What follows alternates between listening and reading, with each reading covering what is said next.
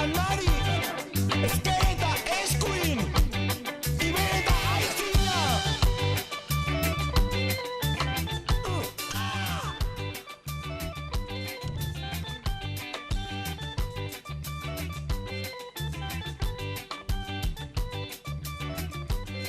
Jatoiko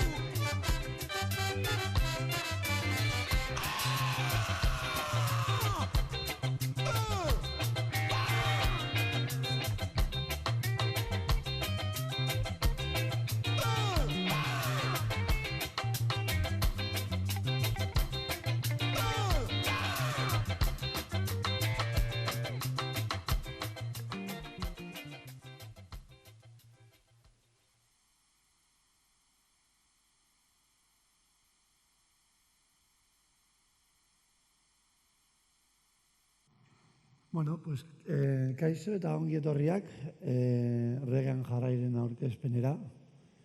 Eta, bueno, orain bideoan ikusi duzuena, izan da, pues, islada txiki bat, hemen LP eder honetan dagoena sartuta, ez? Portaan ikusten dugun moduan, LP honek esan gure dagoena da, bi kulturen arteko talka bat dela, ez? Hau da, Euskal Herrikoa eta Jamaikanoa.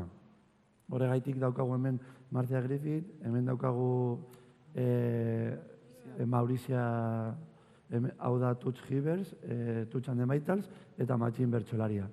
Eta horrela aisladatu nahi izan dugu, portada, eta orain ikusi duzuen bideoa, izan da hori. Euskal Herriko folkloreko abesti bat, Jamaikan izatu duguna, ez? Eta hau zelan hasi zen? Pues bueno, ja galderak nik neuk egiten ditut ere. Así que bueno, hau hasi zen konfinamendu garaian, ikusi genuelako, pues justo kontzertu guztiak eta ekitaldi guztiak, antzerki guztiak eta dena bertan bera geratzen zirela. Eta kultura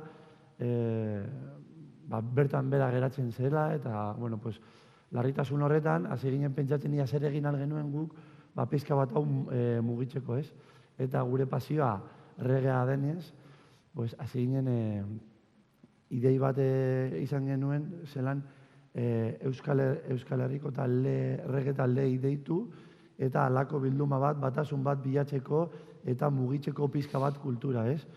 Eta hori, justo ez zeuden kontzerturik, ez zeuden antzerkirik, gainera teknikarioen kolektiboa hasi zen salaketak egiten, eta hori, eta gure babesa emoteko, pizka bat kultura astintzeko, ez? eta horrela hasi zen. Ideia, ez? Orduan deitu genuen talde Euskal Herriko gaur egun aktibo dauden taldeei, eta esan genuen ia prezeuden bilduma batean parte hartzeko, eta... Bai, ideia zen apurtxu bet gaur egungo estena, gu mugitzen gara reggae estenan, orduan apurtxu bat indartzeko be bai, pues reggae estenan dauzen musika taldea deitu, proposatu zein dan gure ideia, eta ia berai prest dauzen euskal kanta bat reggae edo ska estiloan egiteko. Egia da hasiera batetik esan genien, gu gure ideia argi geneukala ja, euskal kultura eta reggae kultura apurtxu ben nahaztea, porque guk asko miresten du Jamaikan egiten zelan 60. hamarkadan eta 70. hamarkadan, baina gu hemengoak gara, euskaldunak gara eta gure sustraiak beba ditugula hemen. Orduan da modu batez bian nahaztuteko. Hor bebai kontuan izan behar da, nik uste dut 70. hamarkadan ere Euskal Herrian egiten zen musikak baseukala ere musika beltzarekin zerikusia. Eta horretarako dago Jon Celestinok, berak ematen ditulako lako itxaldiak ere, eta esaten du bitu, kanta honetan, kantatzen zuenan Xabier Letek badauka bajo bat musika beltzarekin zerikusia daukala, hortik hartuta dagoela. Orduan, nahita ez, musika beltza jamaikarra da, edo beltza, eta Euskal Herriak izan ditu bere bateragune batzuk, ez? Eta orduan guk orain egiten duguna da ja guztiz batu. Eta egiten duguna da euskal kantak hartu eta santaldeari. Bitu, zuk elegi du euskal kanta bat, nahi duzuna, eperrak, txoriak txori, nahi duzuna. Baina eraman gure terrenora, dala reggae edo eska soinu bat. Eta egia da diskonetan ikusten dena da Euskal Herrian dagoen musika talde desberdinak, gazteak eta sarrak. Eta igual gure helburua normalan beti izaten dela apurtxo batasunaren alde hori, ez? Euskal estena zaintzea, jente gitxi gara, orduan Euskal estena zaindu, eta gure artean elkarlanak egitea. Eta hemen dago horren adibide bat. Eta hori taldeen aldetik, daude apurtxo danetik. Gazteak direzanak adibidez eskakeo, estedi rockers eta horrela, eta gero badaude talde ezagunak, edo ezagunagoak, Eskabidean, Euskatalite, Ziberrutz, eta lako Takuma, eta lako taldeak. Bai egia da, gu asko zentratzen garela Jamaikako musika estilo batean, deitzen ditugula oldiak, eska, rocksteady eta early reggae, baina adibidez hor, badaude beste talde batzuk ez, reggae puroagoa den taldeak direzanak. Eta hala ere guk esaten genuen beraiei egin gu nahi dugu, hau. Osa, zuen, nahiz eta zuk egin reggae estilo reggae sakon bat, etorri zaharragoa den estilo batera. Eta hori izan da apurtzu bat ere, taldeak lan egiteko modu bat, eta ez bakarrik beraien estilotara mugatzea. Bueno, hala ere oso zaila da, euskal kanta bat, musika beltzaren patroietan sartzea. Eta hori horren adibide argi bat oso ondo egin zutena izan da Subsistak eta Gromondarrak, azken diskoan. Bai, ez, eta ezke hori da, azken aldi honetan ikusten are ginena, ez, adibidez, aspalditik ere, bueno, 12 tribu taldeak bai egin zuen txoriak txori, baina ikusten genuen Euskatalitez ere, zeudela ja urte batzuk arinago, erronka horrekin, ez, euskal kultura eta jamaikana nahazterena. Eta orain ikusi duguna Jagoikoa talde berri hau ere, rollo horretatik zijoan, ez? Eta orduan ikusi genuen abiapuntu moduan edo kohesio moduan hemen agertzen diren talde guztiak hildo hori eukitzea.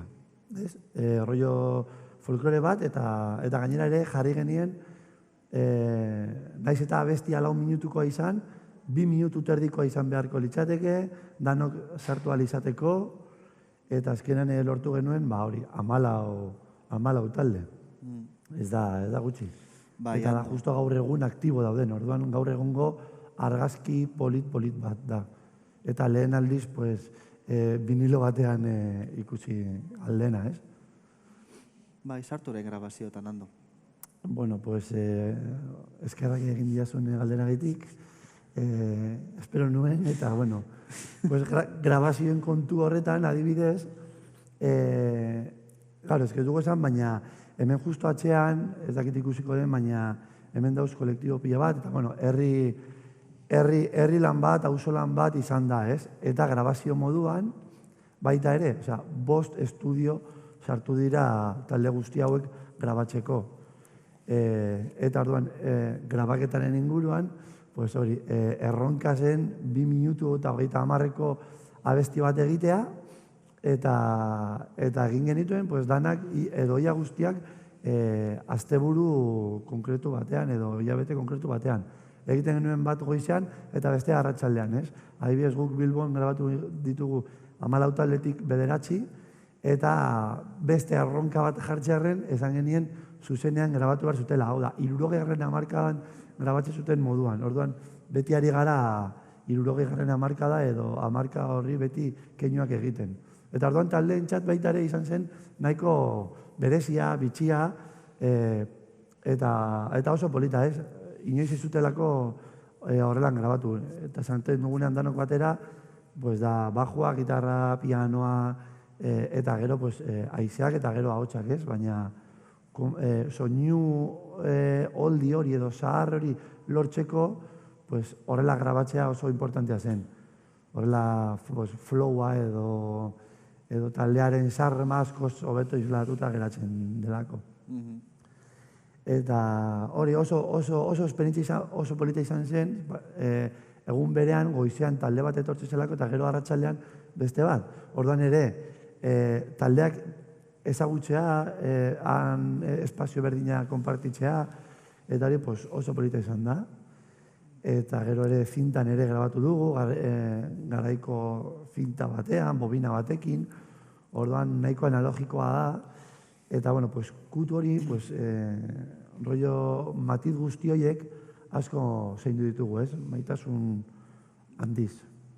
Zaintza kontuan hartu duzula orain, bebai saiatu gara purtsu bat, ez? Bai, guk eskatzen dutzugu kanta bat egitea, baina erraztasunak emango dugu. Badaukagu estudio bat jartzeko, edo bakoitza bere probintzian kontatatzea, bere probintzian dagoen estudio batekin hitz egiteko eta grabatzeko, adibidez Gipuzkoan sound system batek grabatu du talde bat. Horren da modu bat gure artean zaintzeko eta elkarlanean arituteko espazioa monda hauela honek, disko honek. Eta gero bai kontatuan izatea bai, disko honetan, Euskal Herriko kolektibo askok parte hartu dutela. Kolektibo, disko dendak, irratsaioak, baita ere disko dendak, tabernaren bat bai, fanzineak, aldizkariak, horren, apurtxu beta hau da, gaur egun Euskal Herria musika jamaikarraren historioan, ontze bertan dagoen historia eta estena bertan dago islatuta. Eta da apurtxo bat, ez duzetan izan behar rege talde bat duenak, baizik eta bat ematek egiten du aldizkari bat regan inguruan, da estenaren barren dago. Diskoa saltzen baditu edo disko denda bat baldin badauka, rega saltzen dituena, estenaren barne dago, eta apurtxu bat hemen islatzen da hau. Eta aurrera jarretuko dugu, porque bukatuko da denporando. Vale, eta inserta, ez, Pablo, zer esan aldi guzu? Egunkari bat ez da ohikoa. Ez, inserta izaten da, disko batean barruan dagoela kredituan, nok grabatu duen, ze musikari direzan, letrak eta hori dana. Eta guk egin duguna da, modu oso berezi batean, egin bezala, egunkari bat sartu dugu inserta bezala. Eta egin duguna hor da, lehen esan dugun bezala, Euskal 60. hamarkadako euskal kultura eta Jamaikako kultura bat egin dugu. Eta satira eta apurtxu bet broma kontuarekin, bertan gertatzen ziren, 60. hamarkadan gertatzen ziren, edo 80 Euskal Herrian, bai politikoak eta bai sozialak, Jamaikan izatu ditugu. Adibidez, bai euskarari baldin bada, gu jarri dugu bai rockstediari. Rockstedia da musika jamaika estilo bat. Eta gero adibidez hor dago, egunkaria baditu, bere atal guztiak, gizarteak, kirola, politika, gurutxegramak, eta dena doa edo euskal kultura eta jamaikar kultura nahaztuta. Osa da zerbait oso mila buelta eman dituen gauza bat izan da. Eta hando, aurrera guaz. Hau ere kolektiboki egindako beste prozesu bat horren barruan, eta esan behar dugu, orokorrean guztira 250 pertsona baino gehiago parte hartu dugula. Orduan, ia 2 urteko lana dela, eta azkenik kalea ikusi duela, ez?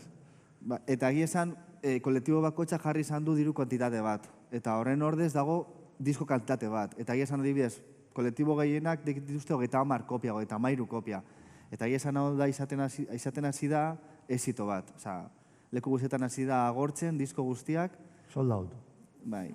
Sold out. Eta egia da, sonda, porque bakoitzak eramaten ditu bere herrira, beraien diskoak, eta beraien artean nahazten, orden Gipuzkoan, Nafarroan, Iparralden, leku desberdinetan, talde bakoitzak, kolektibo bakoitzak eramaten ditu bere diskoak, eta bukatzen dago.